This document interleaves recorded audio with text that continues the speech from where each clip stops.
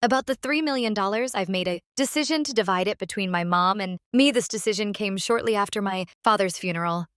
Jack, after perusing the inheritance documents without seeking permission, remarked to me, "Kelly, don't be too greedy. Oh, finally, I can quit my job. I have to thank that doddering old man." Doddering old man, are you talking about my dad? I inadvertently blurted out, disregarding my confusion.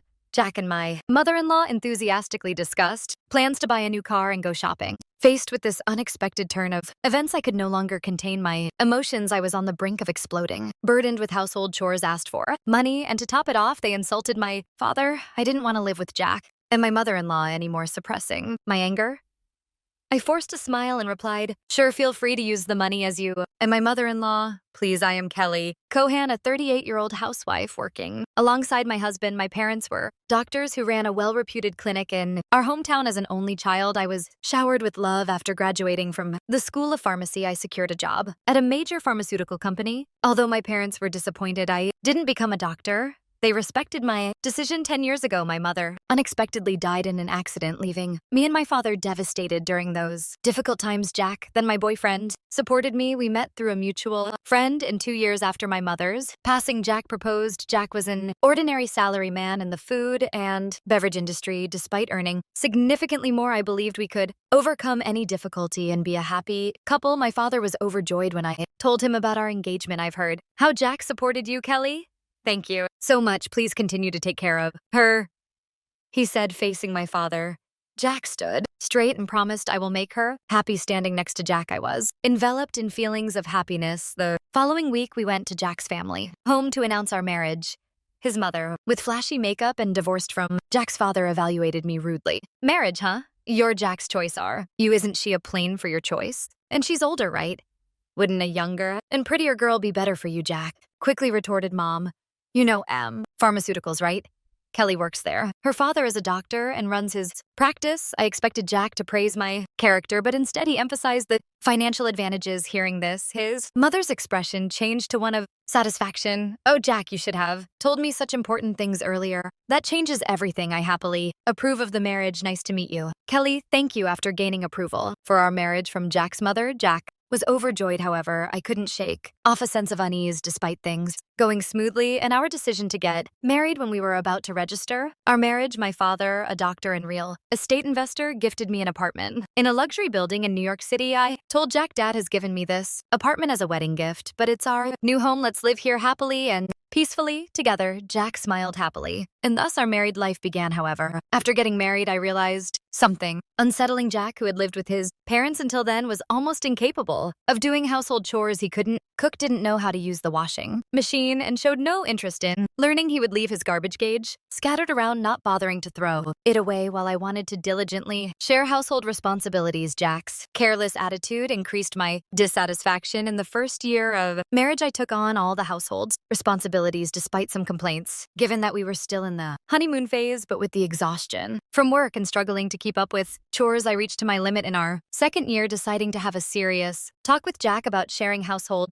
duties, I bravely expressed my dissatisfaction. To my dismay, Jack responded without gratitude or reflection, saying, "I'm tired from work too. You're much better at chores than I am, right? It's better if you do them since I'm not good at it." Dismissed just like that, Jack hardly helped with the chores, and I continued to bear the brunt of our household responsibilities. But that wasn't the only problem. After marrying Jack, I discovered his mother also had some peculiar ideas. Jack wasn't very interested in seasonal events, so I decided to send a quality scarf and carnations to his mother for Mother's Day. Despite choosing a nice scarf from a department store, his mother called me. Sounding displeased, she criticized the scarf, saying it wasn't from a famous brand and was absurd to send such a no-name item. I tried to explain its quality, but she wouldn't listen, insisting she wanted items from a very famous luxury brand. Stunned, I reported this to Jack when he returned home, but instead of empathizing, he said, "What, it's just being just do as she said." Jack didn't take my side, and from then on, we started giving her cash, as she demanded. Moreover, by our 5th year of marriage, she began visiting our home frequently, always finding reasons to ask for money. Jack, without any complaints, would always smile and give money to his mother. Even though I had a job, Jack's income was limited and small, making our daily life just barely manageable. Desperation led me to dip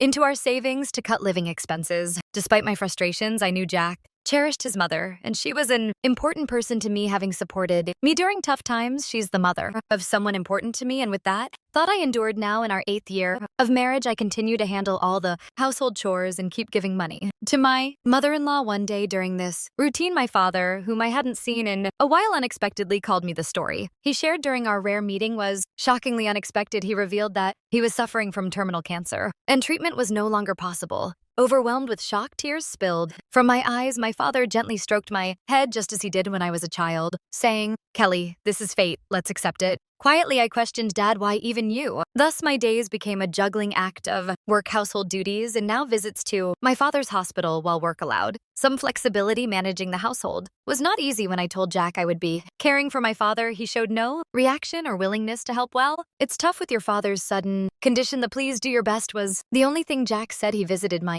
father in the hospital only once. I was so preoccupied with my father's care that I had no time to spare for Jack. If I had time to worry about Jack, I wanted to prioritize my father. One day, as my father lay in his hospital bed, he suddenly asked me, "Kelly, how is your marriage with Jack going?" Caught off guard, I found myself thinking about Jack's attitude at home and his mother's behavior.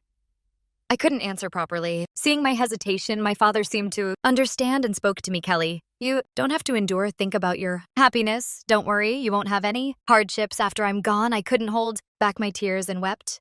And my father silently and firmly held my hand. 3 months later, the inevitable moment arrived. My father passed away quietly. Engulfed in immense sorrow, I started arranging the funeral. Jack, however, showed no interest in my grief and didn't help with any preparations. Despite this, I was too busy with the funeral arrangements to pay much attention to Jack. Many friends and acquaintances attended my father's funeral, making it a heartfelt farewell. Even the indifferent Jack and his mother attended. The day after the funeral, I received a call from a lawyer about my father's inheritance. I arranged a meeting with the lawyer and listened to the explanation. The information was all new and quite surprising. After deducting taxes like inheritance tax, my father's estate amounted to over $3 million. He had not only earned income as a doctor, but also made real estate investments, leaving behind such a vast fortune, all of it to be inherited by me, his only daughter. Wrapped in surprise and gratitude, yet trembling at the thought of handling such a huge amount of money, I proceeded with the inheritance process. After returning home, I spread out the documents received from the lawyer on my desk. Reading through them, exhaustion overwhelmed me, and I ended up dozing off on the sofa for a short while. When I awoke, I heard the cheerful voices of Jack and his mother from afar. "Huh, Jack and mother too, and did you come as I spoke?"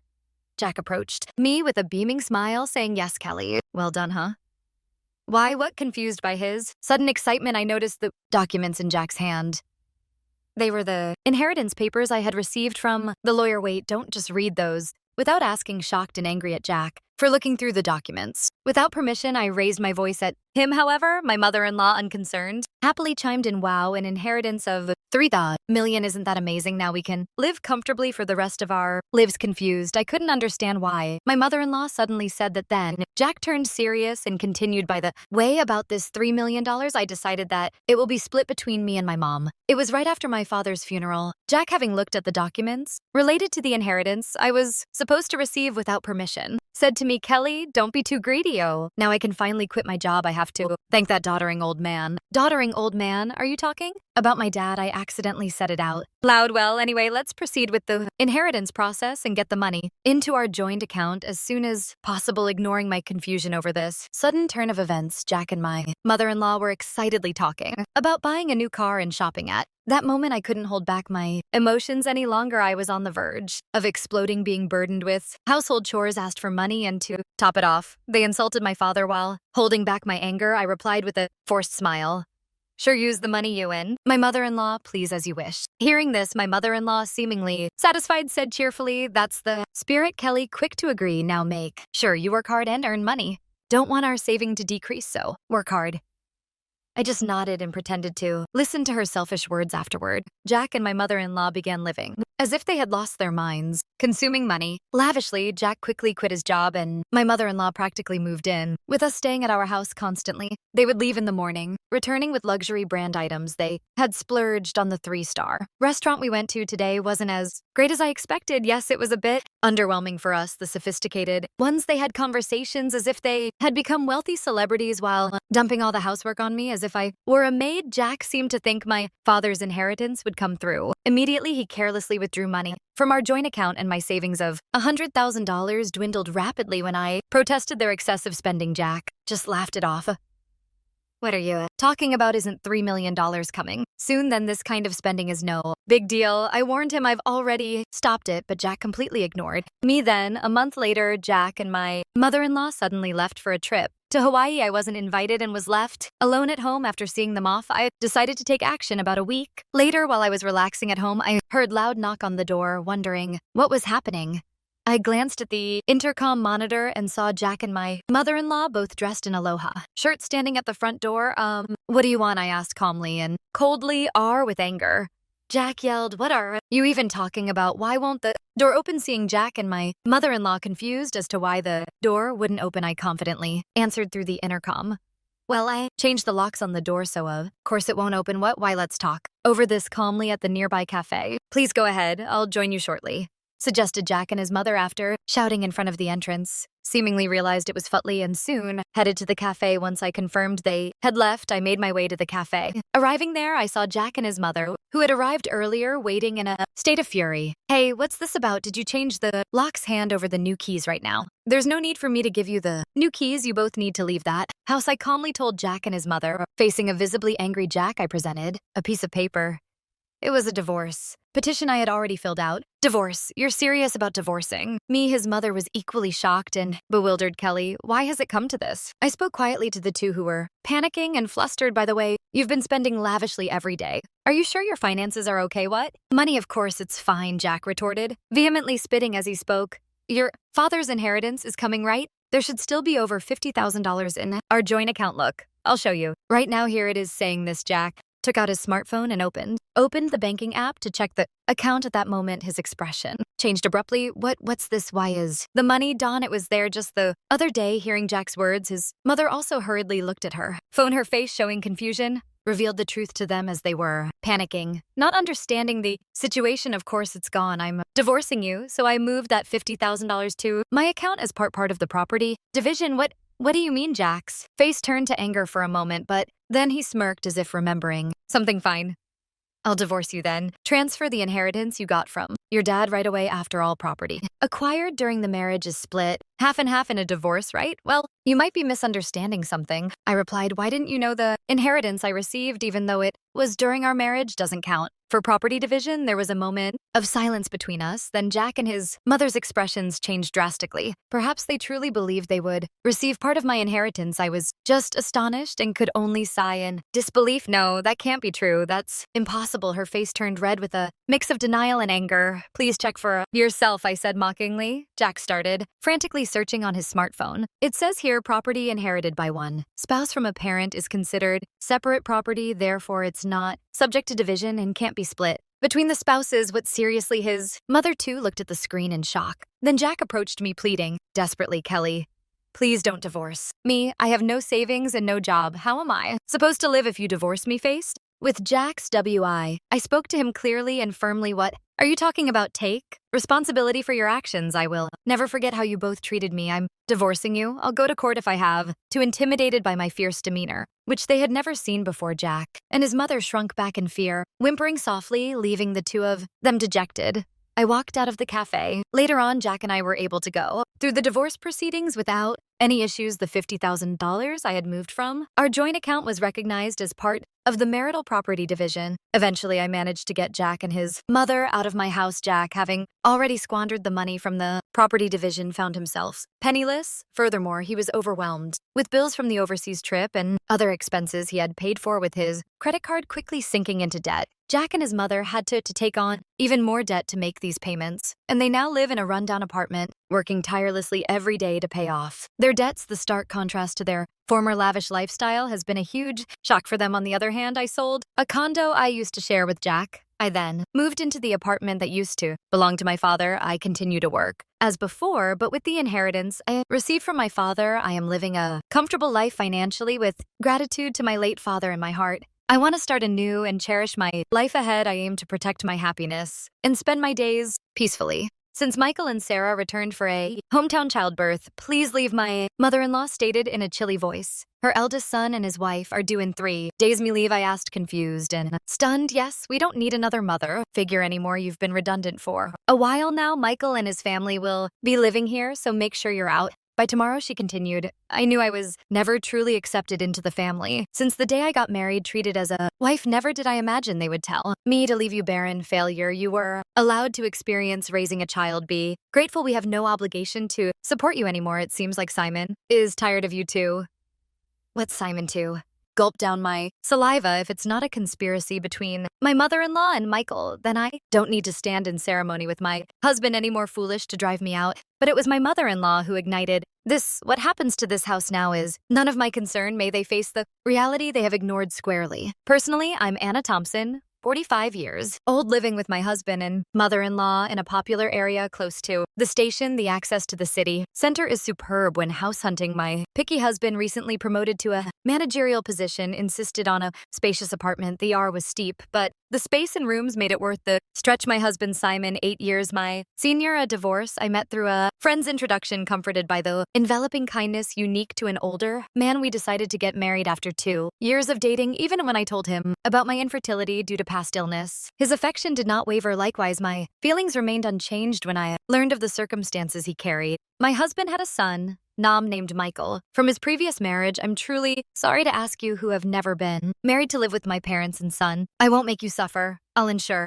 you're happy. That was the promise he made to me to prevent me from feeling suffocated. My husband suggested moving to a spacious apartment where I could have my own room. Michael, turning 10 this year, won't need much care with my mom around. You don't have to push yourself. After his divorce, my husband got helped with childcare from his parents at their home. A few years later, Simon's father passed away in an accident, and it seems his mother took over as Michael's caretaker. From the first meeting, Michael wouldn't even make eye contact with me. I thought it might be his shy nature, approaching a difficult age, so I didn't worry. As long as they accepted me as a member of the household, I was content. My mother-in-law was a quiet and refined person. When I visited to formally NTR, reduced myself after our engagement, she treated me with such politeness that I thought we would get along fine living together. I'll continue to prepare the meals as I have been. Simon comes home late, so it's okay if we eat at different times, right, Anna? I'll leave the cleaning and laundry to you. All right, let's work. Well, together after getting married, I switched from a full-time employee at the pharmacy to a part-timer due to the division of household chores. I started work a bit later in the morning, so I wouldn't get home until nearly 8 p.m. Dinner was always ready when I arrived, making me feel good about living together. My mother-in-law and Michael usually had dinner before I got home, so I was always eating alone. Even after getting married, I sometimes felt a sense of, is this it? But I came to accept that this was our family style from the beginning. My mother-in-law never really liked me and didn't consider me part of the family at all. Michael, the school's activity day is before summer, right? When is it? We're all going to see you. Sometime after getting married, I tried to break the ice with Michael, who still hadn't warmed up to me. No. I mean, as Michael faltered, my mother-in-law interjected, we'll go there, just Simon. And me, Anna, you don't need to worry about it. I misunderstood her words, thinking she was just being considerate. I can get the day off work. Let's all go together. You don't need that. You're Simon's wife, and Mix's family has always been just Simon and me. I was lightly quite shocked when I brought it up with my husband at night. He said, Mom's been clinging to Michael. She probably thinks you're trying to take him away. I'll talk to her eventually. I began to join as a mother at the activity day, but Michael and I rarely spend any time together outside of school events. Sometimes I could tell Michael wanted to say something, but my mother-in-law always cut in between us. I later found out that she had been bad-mouthing me to Michael. Anna said she could be happy with Simon if Michael weren't around. She's a terrible person. Dad must be deceived by her too. If a boy in his formative years hears such things, it wouldn't be strange for him to distrust me. It was a sickening story, but at that time I hadn't imagined that my mother-in-law could do such a thing. After graduating high school, Michael Im immediately moved in with his girlfriend and left home as soon as he started college. A year after he started working, he married her without a ceremony. Once Michael moved out, my mother-in-law surprisingly stopped doing housework altogether. Instead, it seemed that picking on me had become her sole entertainment. She stopped cooking, which she used to do before, and now just sits at the dining table waiting for me to come home without a moment to sit down. I would stand in the kitchen and prepare dinner. You're really inefficient at this rate. It'll take you all night. I was never good at cooking, partly because I had always relied on my mother-in-law to prepare the meals. Whenever I did manage to cook, she would taste each dish and invariably complain, this tastes awful. I'm sorry, I'm trying my best. You're astonishingly tone deaf when it comes to flavors, Anna. It's a good thing Michael never had to eat this. How terrible. If she thought so, she might as well make it herself, but it seemed she just wanted to complain to me, not just about the meals, but she started nitpicking everything, from the cleaning I never used to do to the laundry. Why are there so many wrinkles? On the laundry, you have to vacuum every nook and cranny. You really can't do anything right. Didn't your family teach you anything with that? My mother-in-law sighed while looking at me being belittled. Even about my family, I clenched my fists. In frustration, I don't know how you won over Simon, but I can't see much charm in you as a woman, and she always concluded, with the same line, if you hadn't come, Michael would have never left. I understood that there was a gaping hole in her heart since Michael had left. Maybe it was what they call emptiness syndrome, if taking it out on KNE made her feel better. That's what I told myself to endure it, but her bullying took on new energy after a certain event. That event was the pregnancy announcement for Michael's wife, Sarah. The joy my mother-in-law exhibited was unlike anything I had seen before. It's Michael's baby. It's bound to be adorable. Yeah, he'll be my first grandchild. Watching the two of them rejoice, I was happy too, but my mother-in-law's excitement was beyond normal, probably because Michael asked her grandma, can Sarah have our baby of your place? Sarah's family home is an hour away by plane, and since they have no one else to rely on here, they turned to us for help. Of course, my mother-in-law wouldn't dream of turning down Michael's request. The phone calls from Michael started to become frequent, and her excitement went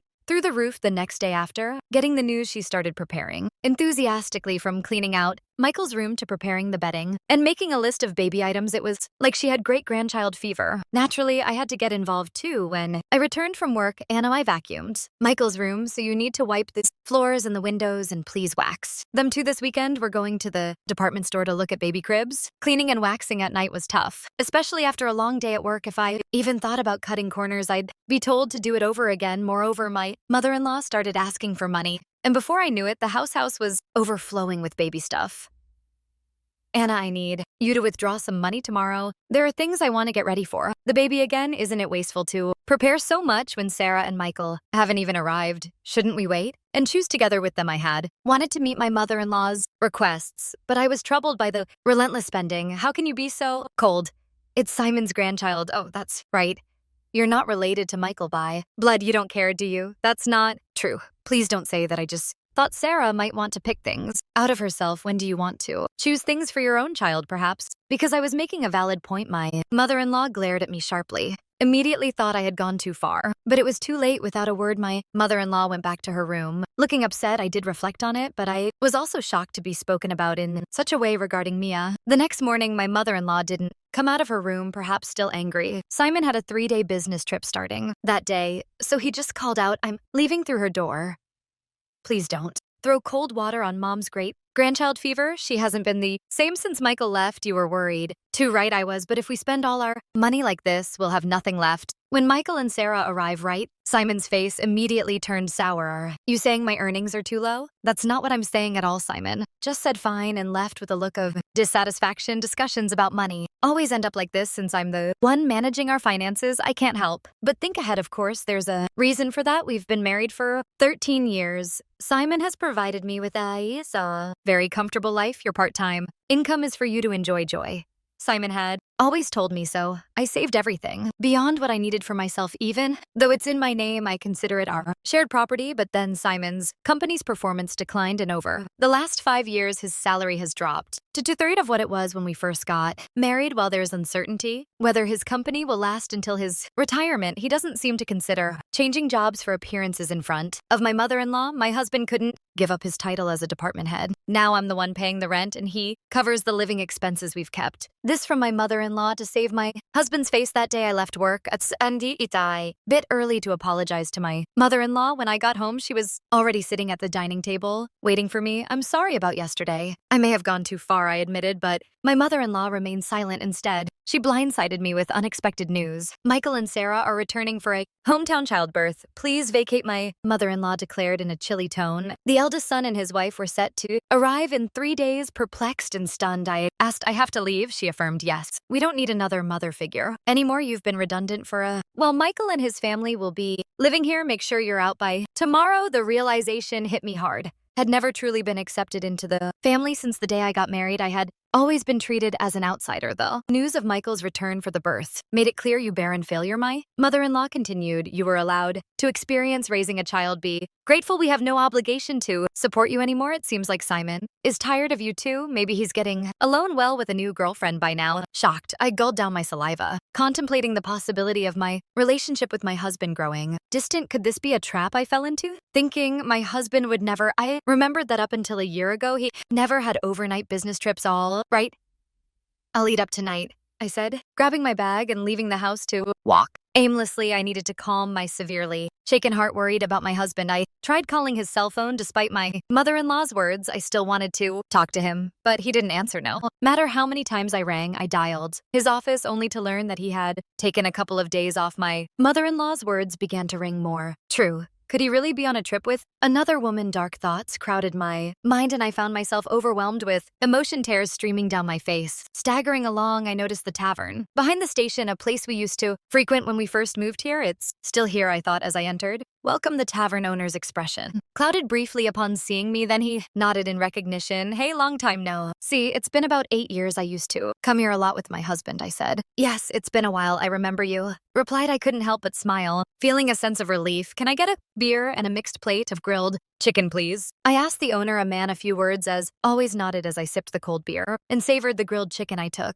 out my cell phone and the screensaver lit up with a photo of us when Michael turned 18, looking sharp in the slim suit we have picked up together. I wished for us to be closer as a family. The beer washed down my throat, taking the days, the tea with it. Could I really move out tomorrow? Contemplating the next steps, I searched for moving companies, finding one for the job. The next day, I also looked up junk buyers and saved 2 companies in my favorites. Changing the screensaver on my phone seemed to clear my head completely. The beer and grilled chicken tasted exceptional. I decided to think about everything once I got home. Walking away from the tavern, I was called from behind. A young waitress from the tavern was running towards me. Excuse me, are you Mrs. Thompson?